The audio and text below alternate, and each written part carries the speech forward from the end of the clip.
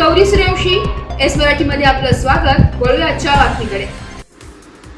रायगड जिल्ह्यात शिवसेना आणि राष्ट्रवादी काँग्रेसमधील राजकीय संघर्ष पुन्हा एकदा उफाळून आलाय। त्यामुळे आधीच उन्हामुळे तापलेल्या रायगड जिल्ह्यातील राजकीय वातावरण देखील तापले। महाराष्ट्र दिनी रायगडचे मुख्य ध्वजारोहण करण्याची संधी राष्ट्रवादीच्या मंत्री आदिती तटकरे यांना दिल्याने रायगडमधील शिवसैनिक संतप्त झाले। रायगडमधील शिवसेनेच्या पदाधिकाऱ्यांनी आपली नाराजी जाहीरपणे व्यक्त केली आहे। आमदार महेंद्र दळवी यांच्यानंतर शिवसेनेचे अनेक पदाधिकारी यावर जाहीरपणे आपली नाराजी व्यक्त करू लागले।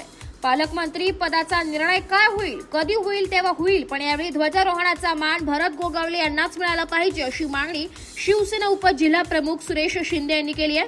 प्रजासत्ताक दिनी आदिती तटकरे यांना संधी देण्यात आली, त्यामुळे यावेळेचा मान भरत गोगावले यांचाच असल्याचा दावा सुरेश महाडिक यांनी केलाय।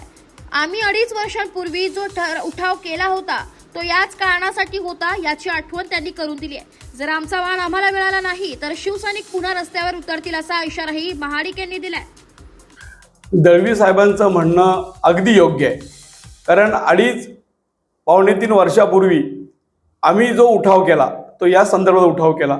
आज जर आपण विचार केला तर रायगड जिल्ह्यामध्ये 3 आमदार आमचे आहेत आणि आज मंत्री भरत शेट आहेत।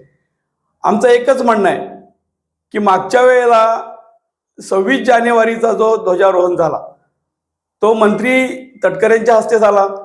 ह्या वेळेचा ध्वजारोहण हा मंत्री भरत शेटच्या हस्ते व्हायला पाहिजे अशी आमच्या सर्व शिवसैनिकांची इच्छा आहे।